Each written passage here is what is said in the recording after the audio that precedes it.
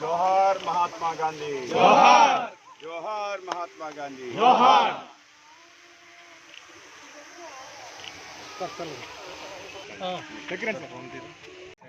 जोहार माकल वेंकटरत्न नायक गारू, जोहार जोहार माकल वेंकटरत्न नायक गारू, जोहार जोहार माकल वेंकटरत्न नायक गारू। మన మోడీ గారు ప్రారంభించారు।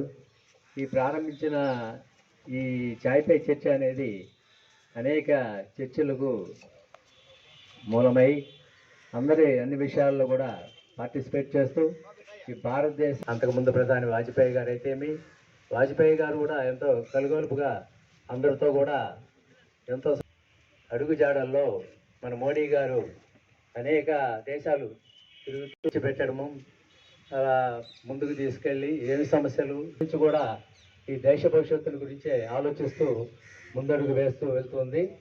మరి ఈరోజు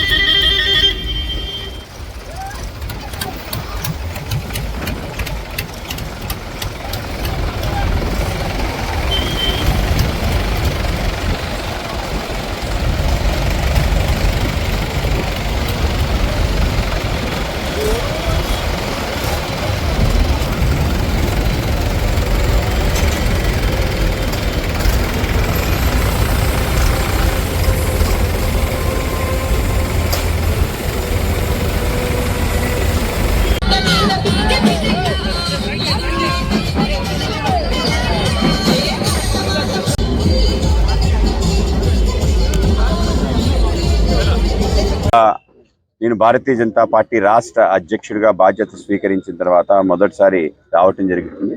ఇది నా 22వ జిల్లా మచిలీపట్నం రావటం।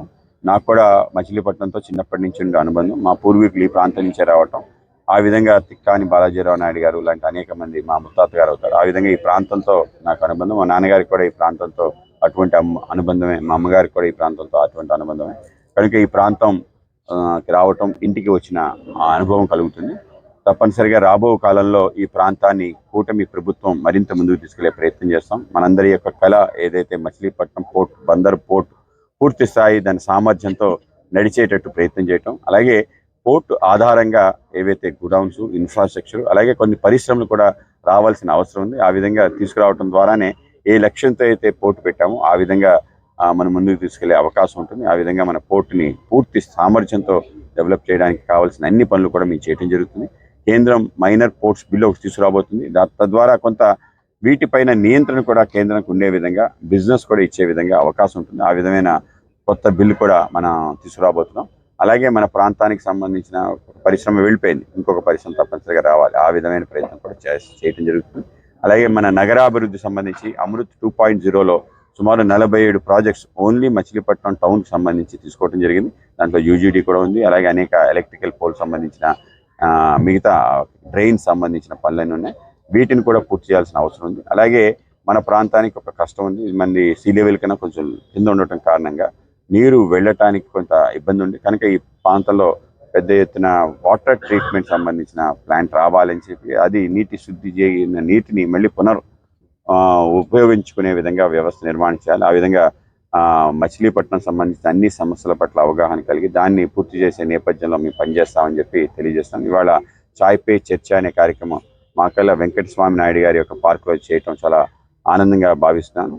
ఆయన ఏ లక్ష్యంతో అయితే రామానుజ కూటమిని ఏర్పాటు చేసి అందరికీ ఆలయ ప్రవేశంతో పాటు వాళ్ళకి కూడా సేద తీరడానికి అవకాశం, అలాగే ఈ ప్రాంతంలో విద్య, అలాగే అందరికీ ఆహారాన్ని అందించాలనే ఆలోచనతో ఆయన తలపెట్టడం జరిగింది. ఆ విధంగా రామానుజ కూటమి యొక్క లక్ష్యాలను కూడా పూర్తి చేసే విధంగా మేము కూడా ప్రయత్నం చేస్తాం. కొంత కబ్జా గురైంది మన ఈ ప్రాంతం, అలాగే బాపట్లో కూడా రామానుజ కూటమి దాన్ని తిరిగి ఎండోమెంట్లోంచి పెట్టి, ఎండోమెంట్ ద్వారా నలుగురికి ధర్మ కార్యక్రమం కోసం ముందుకు తీసుకెళ్లే ప్రయత్నం కూడా తప్పనిసరిగా చేస్తాం.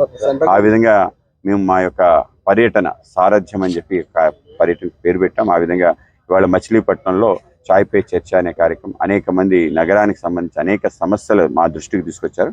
తప్పకుండా వాటి పైన మేము స్పందించడం, వాటిని పూర్తి చేసే దిశగా అడుగులు వేస్తామని మీకు తెలియజేస్తాం. ఇవాళ సిఎస్ఆర్ పెద్ద ఎత్తున అనేక సంక్షేమ కార్యక్రమాలకు ఉపయోగపడుతున్నాయి. ఆ విధంగా మా వాళ్ళందరూ కూడా ఇండిపెండెంట్ డైరెక్టర్స్గా పనిచేసిన వాళ్ళు అందరూ కూడా నిధులు తీసుకొచ్చి మన ప్రాంతానికి ఇవ్వడం జరిగింది. అనేక అభివృద్ధి కార్యక్రమాలు చేయడం జరిగింది.